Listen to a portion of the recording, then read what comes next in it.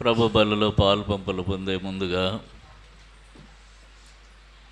పరిశుద్ధ బలలో పాలు పంపలు పొందే ముందుగా పరిశుద్ధ గ్రంథములో నుండి కొన్ని మాటలు చదువుకుందాం. కొరింథీయులకు రాసిన పత్రిక 11వ అధ్యాయం.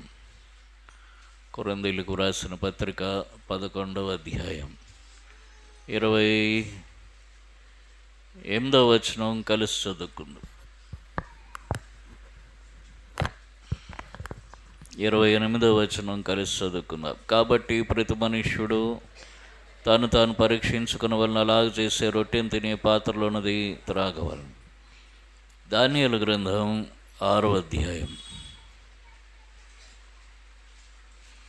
దానియేలు గ్రంథం 6వ అధ్యాయము 10వ వచనం కలిసి చదువుకుందాం. దానియేలు 6:10. Daniel 6:10. ఇట్టి శాసనము సంతకం చేయబడిన దానియేలు తెలుసుకున్న అతడు తన ఇంటికి వెళ్ళి యథాప్రకారం గనుదిన ముమ్మారు మోకాళ్ళు తన ఇంటి పైగది కిటికీలు యెరూషలేము తట్టు తిరగబడి ఉండగా తన దేవుని ప్రార్థన చేయించు ఆయనను స్తుతించుచూ వచ్చాను. ప్రేమ కలిగిన తండ్రి, మీ పరిశుద్ధ నామానికి స్తోత్రాలు. యేసు ప్రభు వందనాలైన ఆస్తులు అర్పిస్తున్నాం. ఘనత మహిమ ప్రభావములు మీకు ఆరోపిస్తున్నాం. ఆత్మతో సత్యంతో మిమ్మల్ని ఆరాధించుకోవడం కృప చూపారు. వందనాలు. యోగ్యమైన రీతిలో మీ బలలో చేయముంచుటకు సహాయం చేయండి. బలపరచండి. చదువుకున్న లేఖన భాగంలో మా గమనములో బోధించండి. మీ దాసును కొలుతరని ఆత్మతో నింపి వివరించుటకు కృపనివ్వండి. సహాయం చేయండి. బలపరచండి. శత్రుకార్యంలో పరచండి. యేసు ప్రభు వారి నామంలో వేడుకుంటున్నాము తండ్రి. ఆమేన్. ప్రతి మనుష్యుడు తాను పరీక్షించుకున్న వలన మనం పరీక్షించుకునే సమయంలో ఉన్నాము. పరీక్షించుకునే ముందు దేవుని వాక్యం ద్వారా మనం హెచ్చరింపబడతాం.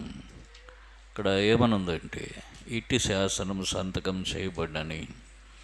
ఏం శాసనం అంటే 30 రోజుల వరకు రాజుకు తప్ప మరి ఎవరి దగ్గర, ఏ దేవుని దగ్గర ఏ విజ్ఞాపన చేయకూడదు. చూడండి,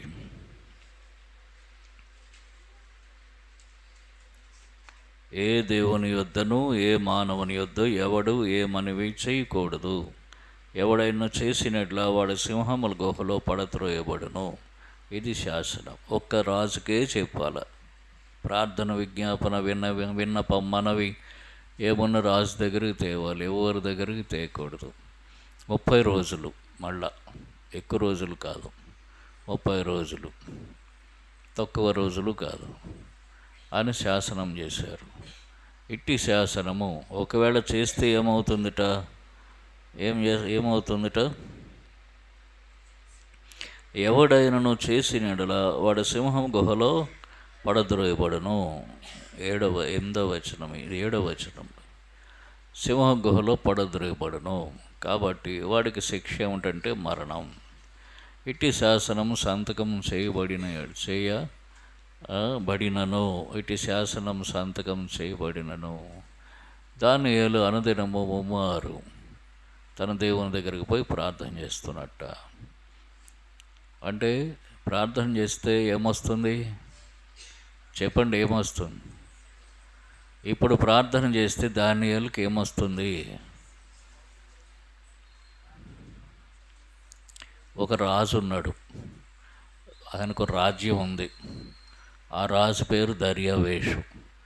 ఆ రాజ్యంలో దానియేలు అనేవాడు ఉన్నాడు. ఇప్పుడు ఆ రాజుగారు శాసనం చేశాడు, 30 రోజుల వరకు నా దగ్గర తప్ప ఏ దేవుని దగ్గర ప్రార్థన చేయకూడదు అని. చేస్తే సింహాల గుహలో వేస్తాను అని శాసనం చేశాడు. ఇప్పుడు దానియేలు ప్రార్థన చేస్తే, దేవుని ప్రార్థన చేస్తే దానియేలుకి ఏమొస్తుంది? ఏమొస్తుంది? సింహం గుహలో పడేస్తారు. అమ్మయ్య, ఎట్లా చెప్పాలన్నమాట మీకు, చందమామ కథల్లాగా. సింహం గుహలో పడేస్తారు. ఇట్టి శాసనం సంతకం చేయబడింది. అంటే ఎవడన్నా దేవుని రాజుకు తప్ప ఇంకెవరి దగ్గరన్నా ప్రార్థన చేస్తే సింహాల గుహలో పడేస్తారన్న శాసనము ఏమైంది? జరిగింది, లిఖించబడింది. తెలిసి కూడా దానియేలు ఏం చేశాడు? ప్రార్థన చేశాడు. కాబట్టి అనుదినం ముమ్మారు ప్రార్థన చేశాడు. మళ్ళీ ఒక్కసారి కాదు, రోజుకి ఎన్నిసార్లు చేశాడు?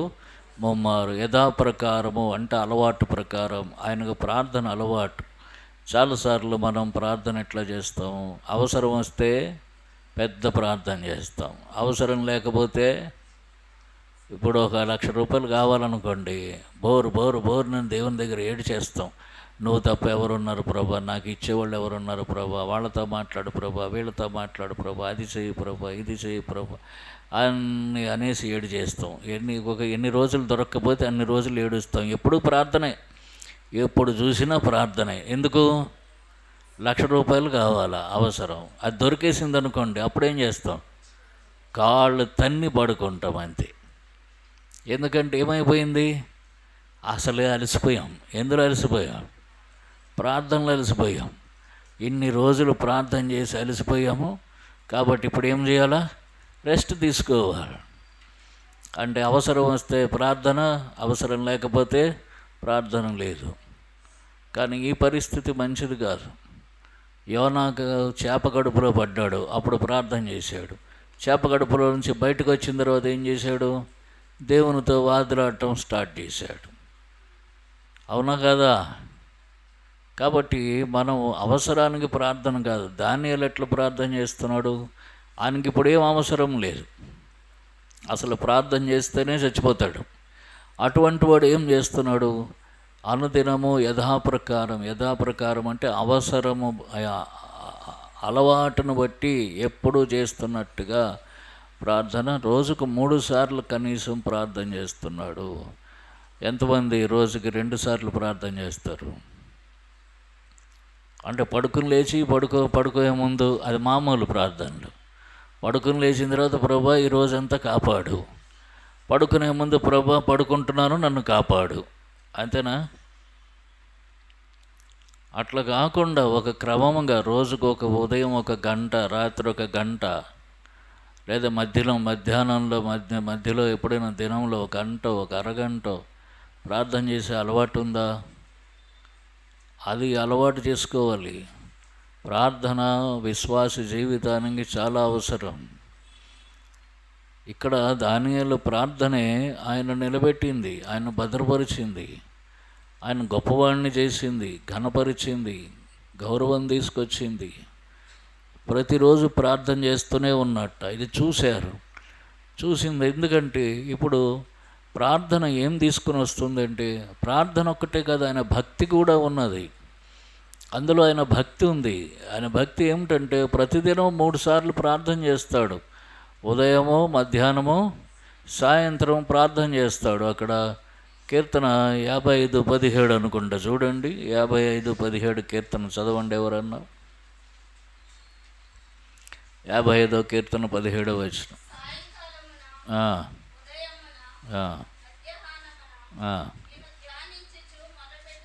మొర్ర పెట్టుకుందును. ఎప్పుడు? సాయంత్రం, ఉదయం, మధ్యాహ్నం. అంటే వాళ్ళ లెక్క సాయంత్రంతో ప్రారంభమవుతుంది, యూదుల లెక్క. అందుకని అట్లా చెప్పుకున్నాడు. కాబట్టి ఉదయం, మధ్యాహ్నం, సాయంత్రం అని ఎందుకు చెప్పాడు? మరి రాత్రి చేయడా అని అంటారేమో. వారు సాయంత్రం అయిపోగానే పడుకుంటారు. కాబట్టి అంటే సాయంత్రం అంటే అదేమిటంటే మొదటి జాము, రాత్రి మొదటి జాము, 6 గంటల వేళ అన్నమాట. తర్వాత వాళ్ళు ఎప్పుడో పడుకుంటారు, 9 గంటలకు ఎప్పుడో. కాబట్టి ఉదయం, మధ్యాహ్నం, సాయంత్రం 3 సార్లు ప్రార్థన చేయాలి. ప్రార్థన చేస్తున్నావా? నీ ప్రార్థనా జీవితం ఎట్లా ఉంది? కనీసం కొంతసేపు అయినా సరే ప్రతిరోజు ఒక క్రమ ప్రకారం, ఒక క్రమమైన సమయం కొద్దిగా ఇటు అటు అయినా సరే ప్రార్థన ఉన్నదా? సాతానుకి ఏం కావాలంటే ప్రార్థన చేయకపోవటం కావాలి. దానియేలు ప్రార్థన చేస్తున్నాడు. దేనికోసం? ఇశ్రాయేలు ప్రజలను దేవుడు మరలా బబులోను చెరలో నుంచి ఇశ్రాయేలుకు పంపాలి. అందుకోసం ప్రార్థన చేస్తున్నాడు. అది 9వ అధ్యాయంలో ఉంటుంది దానియేలు గ్రంథంలో. అయితే ఇప్పుడు ఇశ్రాయేలు ప్రజలు ఆ చెరలో నుంచి బయటికి వెళ్ళకూడదు, అది సాతానుకు కావాలి. ఇప్పుడు దానియేలు ప్రార్థన చేస్తే దేవుడు ఆ ప్రార్థన విని ఇశ్రాయేలు ప్రజలను విడిపిస్తాడు. కాబట్టి ప్రార్థన చేయకపోతే ఇశ్రాయేలు ప్రజలు ఇంకా బబులోనులో కొనసాగుతారు. కనుకనే ప్రార్థన చేయకుండా చేస్తున్నాడు సాతాను. దానియేలు తెలుసుకున్నాడు గనుక, సాతాను తంత్రం ఎరిగినవాడు గనుక తప్పనిసరిగా ప్రార్థన చేయటానికి తను తాను సిద్ధపరుచుకున్నాడు. కాబట్టి ప్రార్థన చేయకపోతే జీవితం అంతా బలహీనం. దేవుడు చెయ్యాలనుకున్నటువంటి కార్యం చేయలేడు. దేవుడు ఇవ్వాలనుకున్న ఆశీర్వాదం ఇవ్వలేడు. దేవుని వాగ్దానాలు నెరవేరు. కాబట్టి ప్రతిదానికి ప్రార్థన అవసరం. ఎక్కడన్నా చూడండి ఎన్ని వాగ్దానాలు, అడుగుము అడుగుము మొర్రపెట్టుము అని ఉంటాయి. ప్రార్థన చెయ్యాలి. ప్రార్థన లేమిని తీసుకొస్తుంది. ప్రార్థన లేమిని తెస్తుంది, అంటే కరువు తెస్తుంది. ఎంత ప్రార్థన ఉంటే అంత ఆశీర్వాదం ఉంటుంది. సాతానుకు ప్రార్థన చేయకపోవటమే కావాలి. ఒకవేళ నీ జీవితంలో సరైన ప్రార్థన లేకపోతే నువ్వు సాతానుకి అవకాశం ఇస్తున్నావు అని అర్థం. చాలాసార్లు మనకు సమయం ఉంటుంది కానీ ఏం చేస్తుంటామంటే ప్రార్థన చేయటానికి బదులు ఊరికే ఆలోచించుకుంటూ కూర్చుంటాం. లేదంటే ముసలమ్మ ముచ్చట్లు, ఓ ఫోన్ పట్టుకొని ముసలమ్మ ముచ్చట్లన్నీ మాట్లాడుకుంటూ కూర్చుంటాం. అక్కడ తిమోతి పత్రికలు అంటాడు చూడండి. తిమోతి పత్రిక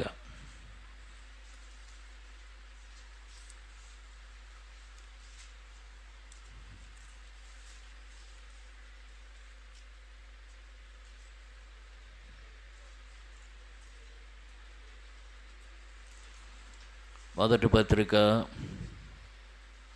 4వ అధ్యాయం 7వ వచనం.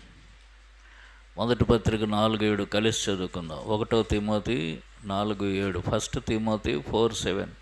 అపవిత్రములైన ముసలమ్మ ముచ్చట్లను విసర్జించి దేవభక్తి విషయములు నీకు నీవే సాధకం చేసుకొనుము. దేవభక్తి విషయంలో సాధకం చేసుకోవాలి. భక్తి ఉండాలంటే ముసలమ్మ ముచ్చట్లు విసర్జించాలి. భక్తి చాలా ప్రాముఖ్యమైనటువంటి విషయం. ఈ ముసలమ్మ ముచ్చట్లో లేనిపోని మాటలు వస్తాయి. లేనిపోని మాటలుట మనమే అనుకుంటాం, లేనిపోని మాటలు మాట్లాడతాం. లేనిపోని మాటలు అంటే అర్థం ఏంటి? లేని మాట అంటే అది ఉన్నది కాదు, వాస్తవం కాదు. నిర్గమకాండం 23:1 ఏమన్నాడో చూడండి. నిర్గమకాండం 23:1.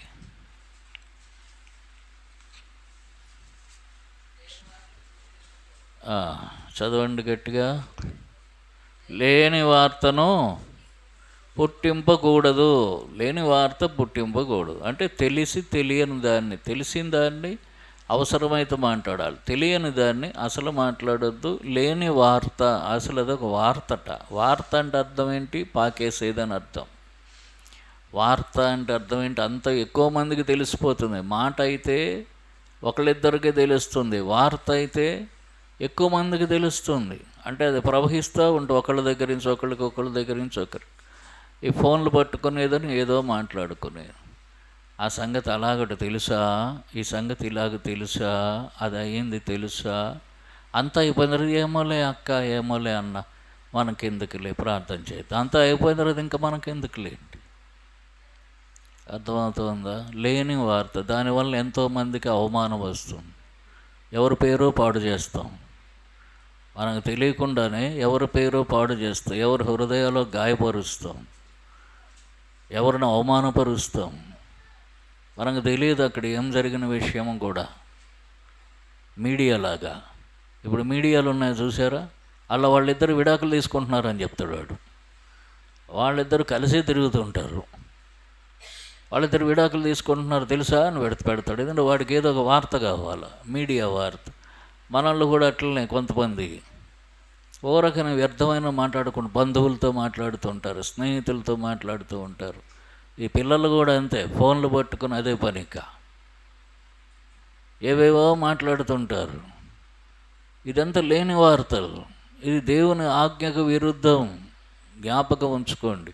ఎప్పుడైనా ఒక మాట మాట్లాడుతుంటే ఇది వాస్తవమా అని తెలుసుకో. ఇందులో నా కల్పితం ఎంత? మన వాళ్ళు కథలు రాయరు కానీ రాస్తే మాత్రం చాలా బ్రహ్మాండంగా రాయగలరు. తెలియదు పాపం. ఎన్ని కథలు అల్లుతారో తెలియదు. అన్ని కథలు అల్లుతారు. కాబట్టి ఇందులో వాస్తవం ఎంత, నేను మాట్లాడుతున్న దానిలో వాస్తవం ఎంత, అందులో వేరే వ్యక్తి గురించి, పెద్దవారు కావనండి, పిల్లలు కావండి, చిన్నపిల్లలు కావనండి, అమ్మో ఆ పిల్లల మీకు తెలియదక్క వాళ్ళ సంగతి, అబ్బో ఏం చెప్తాంలే అంటే మీకు తెలియదు ఏం చెప్తాము, మళ్ళీ అబ్బో అంటే ఏదో పాడు పని చేసేసారన్నట్టు మళ్ళీ ఆ మాట అనరు. ఒకవేళ ఎవరైనా తిరగబడి అడిగితే నేను అన్నానా అని అంటారు అన్నమాట. కానీ ఎంత అర్థం ఇస్తుంది ఆ మాట? ఇదంతా తెలివి. అందుకే చెప్పాను, కథలు రాస్తే చాలా బాగా రాస్తారు. ఒక ఆయన ఓ పాస్టర్ మీద ఏవో ప్రచారాలు చేసేట, చేసి ఆఖరికి బుద్ధి వచ్చిందట. ఎందుకు బుద్ధి వచ్చిందో అప్పుడు పాస్టర్ దగ్గరికి వెళ్ళాట. అయ్యా తప్పు చేశాను అయ్యగారు, మేమేం చాలా ప్రచారాలు చేశాను, నన్ను క్షమించండి అని అన్నాడు. సరే క్షమిస్తాను, కానీ నువ్వు పోయి ఒక కోడి వెంట్రుకలు ఒక బ్యాగ్ నిండా వేసుకుని తీసుకురా అని అన్నట్టు. కోడి వెంట్రుకలు బ్యాగ్ నిండా వేసుకుని తీసుకురా, అప్పుడు క్షమిస్తా అంటే సరే తీసుకొచ్చాట. ఎక్కడి నుంచో కోడి వెంట్రుకలన్నీ తీసుకొని వస్తా అన్నట్ట. ఇప్పుడు గాలి బాగా కొడుతున్న చోటుకి వెళ్ళి ఈ దులిపేసాయి అన్నట్టు. అంటే గాలి బాగా కొడుతున్న చోటికి బ్యాగ్ దులిపేట. అవన్నీ ఎగిరిపోయాయి. ఎటు ఎగిరిపోయాయో తెలియదు. ఇప్పుడు అన్నట్ట అయ్యగారు ఎగరేసి అది దులిపేశానండి, ఏమయ్యా ఎగిరిపోయి అన్నీ ఏరుకుని రా, ఒక్కటి కూడా తప్పిపోకుండా అన్నీ ఏరుకుని రా అన్నాడు. అయ్య బాబాయ్ అది ఎట్లా తెస్తానండి, ఎందుకు తెల, ఎటు ఎగిరిపోయో తెలియదు. అలాగే నువ్వు చేసిన ప్రచారం కూడా ఎటు వెళ్ళిపోయిందో తెలియదు. చెడ్డ ప్రచారం చేసి ఒక చెడ్డ మాట చెప్పు, ఎటు వెళ్ళిపోయిందో తెలియదు, ఎవరి దగ్గరికి చేరిందో తెలియదు, ఎంత నష్టం చేసిందో తెలియదు. ఇప్పుడు వచ్చి ఏమంటున్నావు, క్షమించండి అంటున్నావు. మరి నువ్వు చేసిన ప్రచారం వెనక్కి వస్తుందా? చెడ్డ పేరు తప్పిపోతుందా? ఎంత నష్టం చేస్తున్నావు? అందుకనే దేవుడు ఇశ్రాయేలు ప్రజలకు ఆ మాట చెప్పాడు, లేని వార్త పుట్టించొద్దు, లేని వార్త. కాబట్టి భక్తిహీనత అది. భక్తిమంతుడైతే తన పని తాను చూసుకుంటాడు, తన పని తాను చూసుకుంటాడు. భక్తిహీనులు కదులుచున్న సముద్రం వంటి వారు. చూడండి యెషయా గ్రంథం 57వ అధ్యాయం 20వ వచనం.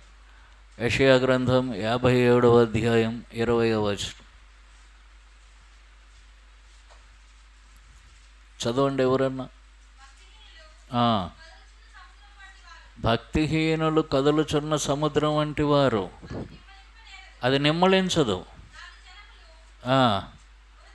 దాని జలములు బురదను మైలను పైకి తెచ్చును. కాబట్టి ఈ లేని వార్తలు ఏం తెస్తాయి, బురద మైల తీసుకొస్తాయి. అంటే చెడ్డదే వస్తుంది, మంచిదేది రాదు.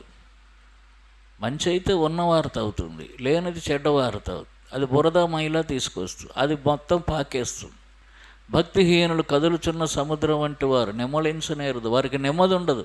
భక్తిహీనులకు నెమ్మది ఉండదని నా దేవుడు సెలవిచ్చుచున్నాడు అని అన్నాడు. అక్కడే నెమ్మది ఉండదు, భక్తిహీనత. కాబట్టి భక్తిహీనతను విడిచిపెట్టాలి. దానియేలు వలె భక్తి కలిగిన జీవితం ఉండాలి. మాట చాలా, అందుకని అక్కడ చెప్పాడు. కొలస్సీలకు రాసిన పత్రిక 3వ అధ్యాయంలో ఏమన్నాడు? కొలస్సీలకు రాసిన పత్రిక 3వ అధ్యాయం 6వ వచనం. ప్రతి మనుష్యునికి ఎలా ప్రత్యుత్తరం ఇవ్వవలనో అది మీరు తెలుసుకొనుటకై మీ సంభాషణ ఉప్పివేసినట్టు ఎల్లప్పుడూ రుచిగలదిగాను కృపాసహితంగా ఉండనీయుడి. సంభాషణ ఎల్లప్పుడూ రుచికరంగా ఉండాలట. అంటే ఎదుటి వారికి సంతోషాన్ని ఇచ్చేది, నెమ్మదిని ఇచ్చేది ఉండాలి. బాధ పెట్టేది ఉండకూడదు, గాయపరిచేది ఉండకూడదు, ఈసడింపు మాటలు ఉండకూడదు, కత్తిపోటు వంటి మాటలు గలవు అని ఉంది ఒక చోట. ఎదుటివాడిని బాధ పెట్టే మాటలు ఉండకూడదు, కృపాసహితంగా ఉండాలి. అంటే ఎదుటివాడిని నెమ్మది ఇచ్చేట్టుగా ఉండాలి. ఆ మాట వింటే ఎదుటివాడికి నెమ్మది కలగాలి. చేత కాకపోతే మౌనంగా ఉండాలి. భక్తిహీనత, భక్తి కలిగిన జీవితం దానియేలుది. ఆ భక్తి ఏమిటంటే తన సమయాన్ని ప్రార్థనలో గడుపుతున్నాడు. గడపవలసిన సమయం ప్రార్థన చేస్తూ ఉన్నాడు. ఒక శాసనం వచ్చింది, అదే అటువంటిదే మన దగ్గర వచ్చిందనుకోండి, మనం ఊరకనే మీటింగులతోటి టైం అయిపోతుంది. మీటింగులు అంటే మళ్ళీ మందిరంలో మీటింగ్ కాదు, మాట్లాడుకుంటూ ఉంటాం, అయ్యో అది అలాగైపోయింది, ఇది ఇలాగైపోయింది అనుకుంటూ. అయితే ఆయన దాని గురించి చింతించలేదు. ఏం చేశాడు? తను భక్తిగా జీవించటానికి అలవాటు పడ్డాడు గనక. ప్రార్థన అంటే భక్తిలో ఒక భాగం, విశ్వాసం భక్తిలో ఒక భాగం. భక్తిగా జీవించటానికి అలవాటు పడ్డాడు గనుక తన భక్తి తనకు ధైర్యం పుట్టించింది. చూడండి, యోబు గ్రంథం 4వ అధ్యాయం 6వ వచనం చదవండి ఎవరన్నా. యోబు గ్రంథం 4వ అధ్యాయం 6వ వచనం. నీ భక్తి నీకు ధైర్యం పుట్టించదా అన్నాడు. కాబట్టి భక్తి ఏం తీసుకుని వస్తుంది? ధైర్యం తీసుకొస్తుంది. మరి భక్తిహీనత ఏం తీసుకొస్తుంది? అధైర్యం తీసుకొస్తుంది. మనకు భక్తి ఉంటే మనం ఇష్టానుసారం ప్రవర్తించాం, భక్తిగా ప్రవర్తిస్తాం. భక్తి ఎప్పుడైతే ఉందో ధైర్యం ఉంది. దానియేలు దగ్గర భక్తి ఉంది, ధైర్యం ఉంది. 32వ కీర్తన 6వ వచనం చదవండి. 32వ కీర్తన 6. నీ దర్శన కాలమందు భక్తి గలవారందరూ నిన్ను ప్రార్థన చేయుదురు. విస్తార జల ప్రవాహములు పొరలి వచ్చినను నిశ్చయంగా వారి మీదకి రావు. భక్తి ఎప్పుడైతే బాగుందో విస్తార జల ప్రవాహములు పొరలి వచ్చినా మీదకి రావుట. వారు ఏం చేస్తారట? దర్శన కాలమందు భక్తి గలవారు ప్రార్థన చేస్తారు. కాబట్టి ప్రార్థన చేయటం అనేది భక్తి, ప్రార్థన చేయకపోవటం అనేది భక్తిహీనత. సమస్య వచ్చినప్పుడు ప్రార్థించటం, సమస్య లేనప్పుడు ఊరకనే సమయం అంతా వ్యర్థం చేయటం, లేకపోతే దాన్ని ఇతరులకు నష్టానికి, హానికి, ఇబ్బందికి, అవమానానికి వినియోగించటం, లేదంటే సోమరులాగా బతకస్తుల్లా జీవించటం, ఇది భక్తిహీనత. భక్తిహీనత ఉన్నప్పుడు ఏమొస్తుందంటే విస్తార జల ప్రవాహములు వచ్చినప్పుడు భయం కలుగుతుంది. అంటే సమస్యలు ఒక్కసారి వచ్చి మీద పడితే ఏం చేయాలో తెలియదు. అదే భక్తి కలిగిన జీవితం అయితే ధైర్యం ఉంటుంది.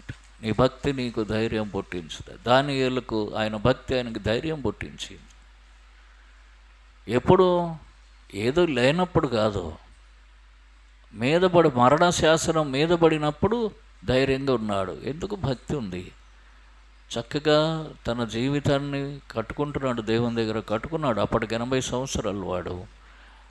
రోజుకు 3 సార్లు, ఇన్ని సంవత్సరాలు బట్టి 80 సంవత్సరాలు అంటే ఆయన ఎప్పుడో ఒక 10 ఏళ్ళప్పుడు ప్రార్థన స్టార్ట్ చేసినా, లేకపోతే 5 ఏళ్ళప్పుడు ప్రార్థన స్టార్ట్ చేసినా, 70-75 ఏళ్ళు బట్టి రోజు 3 సార్లు ప్రార్థన చేస్తున్నట్ట ఆయన. అంత భక్తి ఎంత ధైర్యం కలుగజేస్తుంది.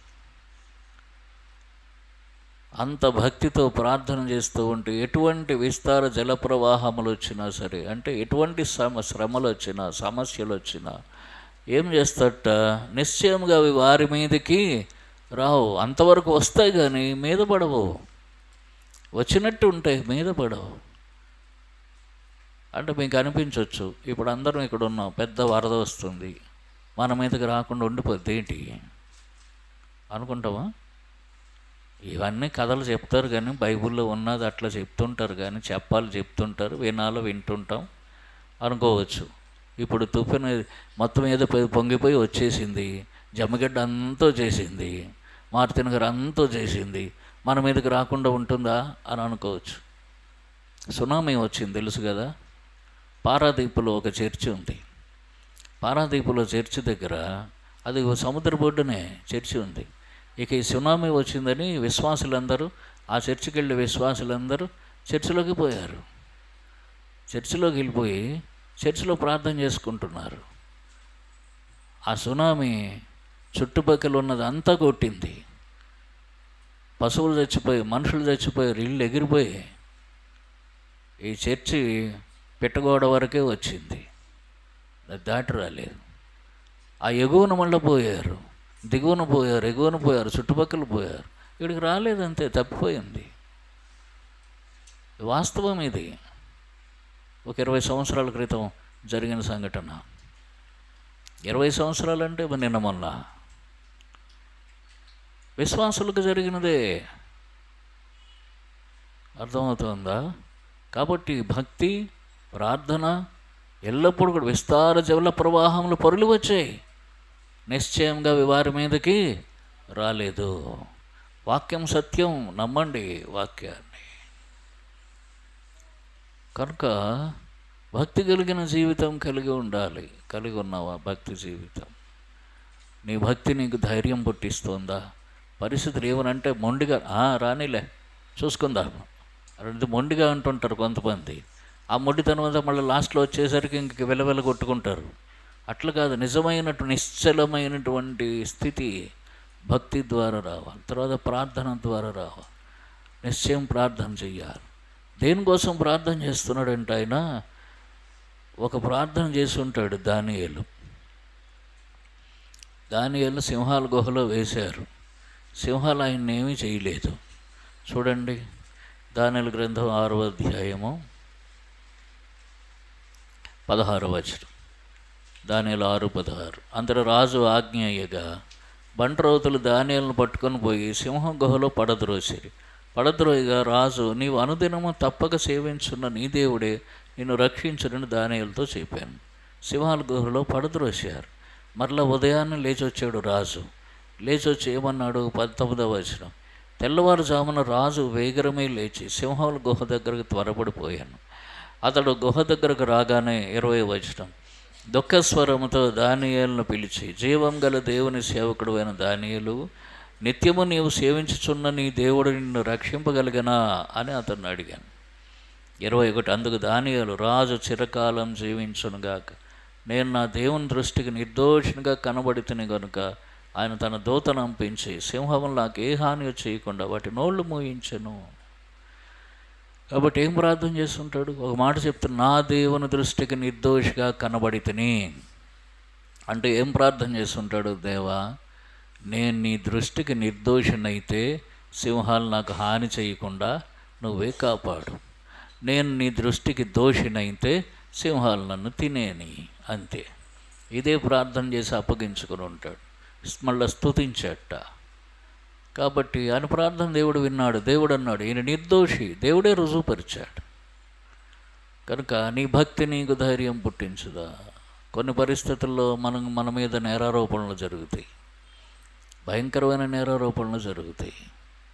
అయితే మన నిర్దోషాన్ని మన నిర్దోషులమని మనం రుజువుపరుచుకోలేం. మనం తప్పు చేయలేదని మనం రుజువుపరుచుకోలేం.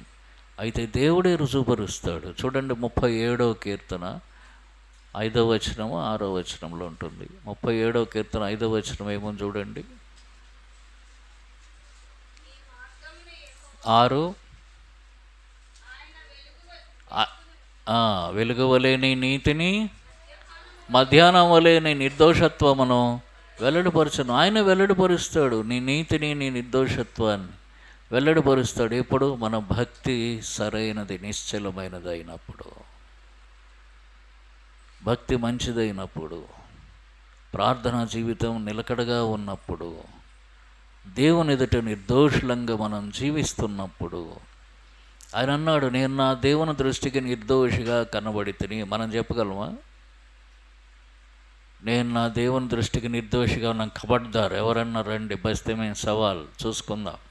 చాలామంది అంటూ ఉంటారు, నా సంగతి తెలుసా నీకు, బస్తే మేము సవాల్ రండి, నేను ఎంత మంచోడిని. మనం మనుషులు ఎదుట అనేస్తాం, దేవుని ఎదుట చెప్పగలం. ఆయన అన్నాడు, నా దేవుని దృష్టికి నిర్దోషిగా కనబడుతుంది. ఇంకొక మాట చెప్పాడు దానియేలు, నా దేవుడి దృష్టి. నా దేవుడు అంటే దేవునికి ఆయనకి ఎంత మంచి సంబంధం ఉన్నది, ఎంత ధైర్యంగా చెప్తున్నాడు నా దేవుడిని. నువ్వు చెప్పగలవా? చాలామంది మాదేవా మాదేవా మాదేవా అని ప్రార్థన చేస్తారు, ఆరాధిస్తారు. నా పాపములు క్షమించేవు ప్రభువా అనమంటే మా పాపములు క్షమించేవు ప్రభువా అంటారు. నా పాపములు క్షమించేవు అనలేవా? అనాలంటే ఆ అనుభవం ఉండాలి. నా దేవా అంటే ఆ అనుభవం ఉండాలి. నువ్వు నా దేవుడు, పక్కవాడికి దేవుడు అవునా కాదు నాకు తెలియదు, వాడి సంగతి. నా దేవుడు, ఈ అనుభవం ఉండాలి. ఎంత చక్కగా చెప్తున్నాడు, నా దేవుడు అంటే రాజా నీ దేవుడు కాదు, అంతే. నీకు దేవుడు అవునో కాదో నాకు తెలియదు, నన్ను లోపల పడేయటానికి కుట్ర వేసిన వాళ్ళ దేవుడు కాదు ఈయన, నా దేవుడు. ఆ అనుభవం అది గర్వం కాదు, అది స్వీయ అనుభవం. కావాలా చెప్పగలిగారు నా దేవుడు అని చెప్పేటప్పుడు ఊరకనేదో మాటలు నా దేవుడు ఏమనుకున్నావు అండం కాదు. నా దేవుడు అనేటప్పుడు ఆ దేవుడు నీకేం చేశాడు చెప్పగలగాలి. పాపములు క్షమించాడు, రక్షించాడు. అంతేకాదు నా పర్సనల్ జీవితంలో, వ్యక్తిగత జీవితంలో ఇదిగో ఈ కార్యాలు చేశాడు నా దేవుడు. నేను ప్రార్థన చేసినప్పుడల్లా ప్రభు నాకు ఈ సహాయం చేస్తున్నాడు. నా ప్రార్థన ఎప్పుడూ తప్పిపోలేదు. నా మాట వింటున్నాడు, నా మొర వింటున్నాడు, నాకు సహాయం చేస్తున్నాడు, నాతో మాట్లాడుతున్నాడు, నాకు నడిపిస్తున్నాడు, నాకు తోడుగున్నాడు, నన్ను పోషిస్తున్నాడు, భద్రపరుస్తున్నాడు. అన్ని విషయాల్లో పగలు ఎండవేళ ఎండ దెబ్బ తగలకుండా, రాత్రి వెన్నెల దెబ్బ తగలకుండా నన్ను కాపాడుతున్నాడు. ఏ అనుభవంతో చెప్తావు నా దేవుడు? ఆ అనుభవం ఉండాలి. అనుభవం ఉండాలంటే దేవునితో నడవాలి. జీవితంలో దేవుని పని చేయనివ్వాలి, దేవుని దగ్గరకు రావాలి. ఏదో 5 నిమిషాలు మొక్కుబడిగా ప్రార్థన చేయటం, ఆ తర్వాత రోజంతా కూడా లోకంలో లోకస్తులతో, లోక పద్ధతులతో సమయం అంతా వ్యర్థం చేసుకుంటూ ఉండటం, ముచ్చట్లు పెట్టుకోవడంతో సరిపోతుంది. విశ్వాసులు కలిసినా కూడా మాట్లాడుకునేవి ముచ్చట్లే. పోనీ అన్యులతో మాట్లాడినప్పుడు ముచ్చట్లంటే బాగుంది, విశ్వాసులు కలిసినా కూడా ముచ్చట్లే. ఆ మాటలు కూడా అన్యుల మాటల్లాగానే ఉంటాయి, ఏం భక్తి ఉండదు మాటల్లో. భక్తిహీనమైన మాటలే రకరకాలుగా వస్తాయి. లేనిపోని వార్తలన్నీ సృష్టిస్తూ ఉంటారు. దానివల్ల ఎంత నష్టం వస్తుందో ఆలోచించరు. ఓ మాట అనేసేం కదా, సంతోషం అయిపోయింది. ఆనందాల్లో చాలా ఆనందాలు ఉన్నాయి బయట వాళ్ళ దగ్గర. మహదానందం, బ్రహ్మానందం, ఆత్మానందం, ఇంకేవేవో ఆనందాలు ఉన్నాయి. వీటన్నిటితో పాటు మరొక ఆనందం ఉంది తెలుసా? సునకానందం. సునకానందం అంటే కుక్కలకు ఉండే ఆనందం. అవి ఎందుకు ఒక్కొక్కసారి చూడండి, ఒక 4-5 కుక్కలు ఈ చివరి నుంచి ఆ చివరికి పరిగెడతాయి, ఆ చివరి నుంచి ఈ చివరికి పరిగెడతాయి, మళ్ళీ పరిగెడతాయి. ఎందుకు పరిగెడుతున్నాయంటే ఏం తెలియదు. అది దాన్ని అంటారు సునకానందం అని. అలాగే ఎవడ ఆనందం వాడిది. ఒక నలుగురు ఒకళ్ళ మీద, ఇద్దరి మీద, కొంతమంది మీద ఒక చెడ్డ మాట ప్రచారం చేసేసేయటమును ఆనందించటం అంతే. ఆహా బాగా చెప్పాను రా అనుకో సంతోషిస్తాడు. కానీ అవతల వాడు ఎంత బాధపడతారు, ఎంత గాయపడతారు, వారికి ఎంత నష్టం జరుగుతుంది వారి జీవితాలకు, దాని గురించిన ఆలోచనే ఉండదు. ఇదేం భక్తి? దీన్ని భక్తి అంటారా? ప్రభు చెప్పాడు, నీ మాట అవునంటే అవును, కాదంటే కాదు. అవునంటే అవును, కాదంటే కాదంటే నీకు సత్యం తెలిస్తే అవునని చెప్పాలా, సత్యం తెలిస్తే కాదంటే కాదని చెప్పాలా. నీకు తెలియనప్పుడు నోరు మూసుకుని ఉండాలి. ఇంతకు మించినది దుష్టుడి నుండి వచ్చింది. అదేం తెలియకుండా మాట్లాడుతున్నామనంటే ఎవడు మాట్లాడిస్తున్నాడు? సాతాను మాట్లాడిస్తున్నాడు. అంటే దెయ్యం పట్టినట్టుగా ప్రవర్తిస్తున్నామని అర్థం. లోతుల్లోనికి వెళితే చాలా గూఢార్థాలు వస్తాయి దానిలో నుంచి. ఇంతకు మించిన దుష్టుడి నుండి వచ్చిందంటే సాతాను చెప్తున్నాడు, రే చెప్పరా అని చెప్తున్నాం. సాతాను చెప్పిన మాటలు అంటే ఎవడి స్వాధీనంలో ఉన్నట్టు? యేసుప్రభు స్వాధీనంలో ఉన్నామా? సాతాను స్వాధీనంలో ఉన్నామా? ఎవరి స్వాధీనంలో ఉన్నాం? మరలా ఆదివారం వస్తాం, ఆరాధన చేస్తాం. దేనికోసం ఆరాధన? ఎవడికి చేసినట్టు ఆరాధన? వాడు అంటాడు, ఓసారి ఓ చోట దయ్యం పట్టినవని తెచ్చారట. దయ్యం తెచ్చినవని పెట్టి తెస్తే ఈ సేవకుడు అన్నట్ట, రే ముందు మీరు చూడండి రా అని పెద్దలకు అప్పచెప్పాడట. ఆ పెద్దలు అక్కలు కూడా చేరారట. వాళ్ళు ఎవరు ప్రార్థన చేస్తే దయ్యం వాళ్ళ జాతకం చెప్తోందిట. ఎవరు ప్రార్థన చేస్తే వాళ్ళ జాతకం, స్త్రీ అక్కలు కాదు, అన్నలు కాదు. చేస్తుంటే సేవకుడు అనుకున్నట్ట, వీళ్ళ జాతకాలు ఇలా చెప్తాను, నా జాతకం ఏం చెప్తుందో అనుకున్నట్ట. అనుకుని ఆ బయటికి పోయి నిలబడి చూస్తున్నట్ట. ఈ లోపల బయట నుంచి ఒకటి చూసేట, గేట్ అవతల నుంచి చూసి అన్నట్ట, ఆ దయ్యానంట, ఒసే దయ్యం ఇక్కడ కాదే, నువ్వు మా మందిరానికి రావే, నీ సంగతి చెప్తాను అంటున్నట్ట ఆ గేటు బయట నుంచి. వాడి తందట, రే పోరా, అక్కడ డప్పు కొట్టి మిమ్మల్ని ఆడిస్తున్నది నేను కాదురా అందుట. అర్థమైందా? డప్పు కొట్టి ఆడిస్తున్నది నేను కాదా అంటే ఆఖరికి సేవకుడు వంతు వచ్చింది, అంతర్వంతు అయిపోయింది. సేవకుడు వంతు వచ్చింది, దెయ్యం వెళ్ళకపోతే ఈడు పరుగుపోతుంది. సేవకుడు అన్నట్టు, ప్రభా ఈసారికి నా పాపాలన్నీ మరొకసారి క్షమించు, నేను కూడా తప్పులు చేశాను, నా పాపాలన్నీ క్షమించి ఈసారికి మాత్రం దయచేసి ఆ దయ్యం వెళ్ళిపోయేలా చెయ్యి అని ప్రార్థన చేసుకుని వచ్చి దయ్యాన్ని పోమంటే అది పోయిందట. బతికిపోయాడు. అర్థమైందా? సాతాను ఆడిస్తూ ఉంది. వాళ్ళతో అన్నట్టు నిన్ను డబ్బులు కొట్టి ఆడిస్తుంది నేను కాదు. కాబట్టి వారం అంతా సాతాను చెప్పిందల్లా చేసి ఇక్కడికి వచ్చి ఆరాధన చేస్తే సాతానేమో బాగా చేస్తున్నావు ఆరాధన, అలాగే చెయ్యి అలా చేస్తే చాలు, అంతకంటే ఎక్కువ చేయక్కర్లేదు, ఆ మాత్రం చెయ్యి, మళ్ళీ పద మనం కలిసే తిరుగుదాం, ఇక్కడిదిక్కడ అక్కడిది అక్కడ. అర్థమవుతుందా?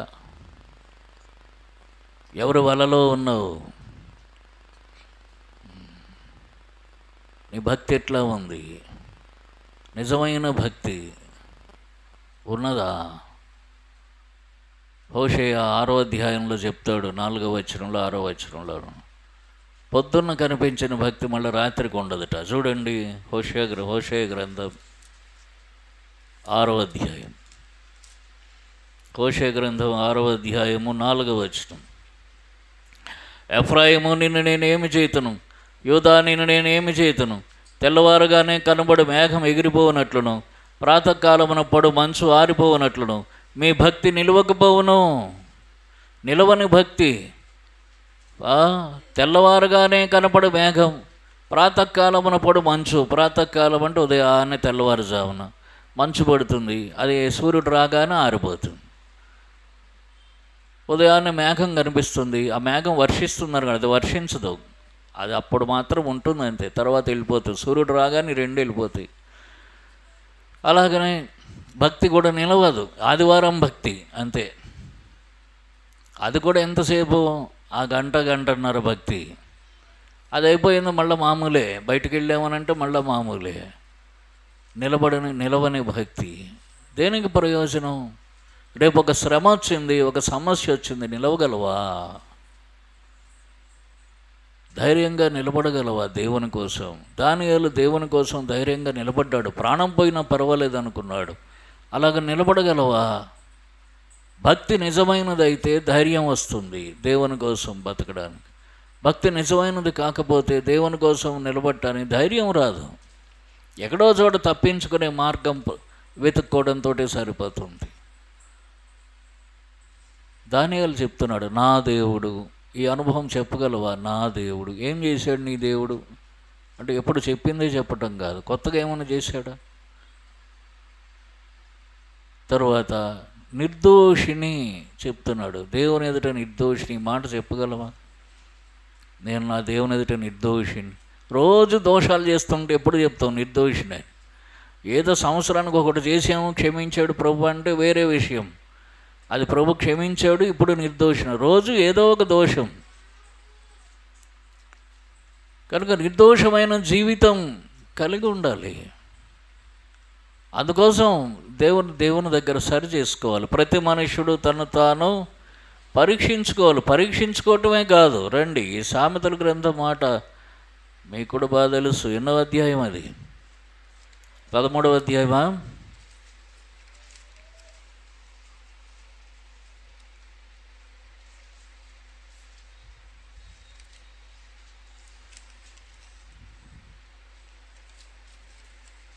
తన అతిక్రమములను దాచిపెట్టువాడు వర్ధిల్లడు. ఎక్కడ? 28:13 28:13 కలిసి చదువుకుందాం. సామెతలు 28:13, ప్రోవెర్బ్స్ 28:13. అతిక్రమములను దాచిపెట్టువాడు వర్ధిల్లుడు, వాటిని ఒప్పుకొని విడిచిపెట్టువాడు కనికరం పొందడు. కాబట్టి దాచిపెట్టుకుంటే భక్తిహీనత. భక్తి అంటే కనీసం ఒప్పుకోవటం ప్రభు దగ్గర, విడిచిపెట్టటం. ఆ బలహీనతలు, ఆ భక్తిహీనతలు విడిచిపెట్టాలి. కనీసం ముందుకన్నా విడిచిపెట్టాలి. ఒప్పుకొని విడిచిపెట్టువాడు కనికరం పొందుతాడు. ఉదయకాలంలో చూసా మనం, కనికరింపబడి సమయోచితమైన సహాయం కొరకు కృపాసనం యుద్ధకు సాగిలపడుతున్నాం. కనికరం ఎప్పుడుట? మన భక్తిహీనత, అతిక్రమములు విడిచిపెడితే కనికరం పొందుతాం. విడిచిపెట్టకుండా కనికరం పొందలేము. కాబట్టి ఎంతకాలం ఆ బలహీనతల్లోనే వాటిలోనే సాగిపోతూ ఉంటాం. కనుక ఎప్పుడైనా సరే ప్రభు సన్నిధిలో బలహీనతలు, భక్తిహీనతలు, ప్రార్థన లేని జీవితం, విశ్వాసం లేని జీవితం, ముసలమ్ముచ్చట్లు చెప్పే జీవితం, ఊరకనే మాటలతోనే గాలి కబుర్లతోనే కాలక్షేపం చేసే జీవితం, లేని వార్తలు పుట్టించేటటువంటి జీవితం, భక్తిహీనమైన జీవితం, అవసరానికి మాత్రమే ప్రార్థన చేసి అవసరం లేకపోతే ప్రార్థన లేకుండా ఉండేటటువంటి జీవితం, సమయాన్ని వ్యర్థం చేస్తున్న జీవితం, నిలకడ లేనటువంటి భక్తి, హోషే గ్రంథంలో చెప్పినట్టు దేవుని ఎదుట నిర్దోషులుగా ఉండలేనటువంటి స్థితి, ఎన్నో అపరాధాలు మన మీద నేరారోపణ చేస్తూ ఉన్నాయి. కాబట్టి వీటన్నింటినీ ప్రభు సన్నిధిలో విడిచిపెట్టి ఒప్పుకొని నిజమైన భక్తి కలిగిన జీవితం కలిగి ఉండాలి. దోషములు చేయకుండా ఉండేటట్లు చేతులను ఏమ చేసుకోవాలి, పరిశుద్ధపరుచుకోవాలి. అటువంటి జీవితం నాకు కావాలి ప్రభు, నాకు సహాయం చేయండి, నన్ను బలపరచండి అని ప్రభుని అడుగు. ఒక తీర్మానం అవసరం నిజంగా అలాగ జీవించటానికి. ఆ తీర్మానం లేకపోతే, అసలు ఆశ లేకపోతే, ఆశ గల ప్రాణమును ఆయన తృప్తిపరుస్తాడు. ఆశ ఉండాలి కదా మనకు, భక్తిగా జీవించాలి, తప్పులు చేయకూడదు, పొరపాటు చేయకూడదు, హుందాగా ఉండాలి, గౌరవంగా ఉండాలి మన జీవితం. ఏ మాట పడితే ఆ మాట మాట్లాడకూడదు, ఏ ఆలోచన పడితే ఆలోచన చేయకూడదు. ఉండాలి కదా ఆలోచన మనకు, అసలు ఆ ఆశ ఉండాలి కదా. ఆశ ఉంటే దేవుడు బలపరుస్తాడు, ఆశ లేకపోతే దేవుడు ఏం బలపరుస్తాడు? ఎంతకాలం వేసిన చోట ఉన్న గొంగళిలాగా ఆత్మీయంగా ఎదుగుదల లేనటువంటి జీవితం ఎంతకాలం? ఏ ఎదుగుదల లేకుండా ఆత్మీయంగా ఎంతకాలం ఉంటాం? మార్పు కనబడాలి జీవితాల్లో, కేవలం ఏదో భూ సంబంధంగా మాత్రం కాదు. ఏదో ఒకటో రెండో ఇల్లు కొనుక్కున్నాం, ఇల్లు కట్టుకున్నాం, అవి చేసుకున్నాం, ఇవి చేసుకున్నాం, లేకపోతే 2 బైకులు కొన్నాం, పాత బైక్ అమ్మాం, కొత్త బైక్ కొన్నాం, ఇవన్నీ మామూలుగా జరుగుతూనే ఉంటాయి.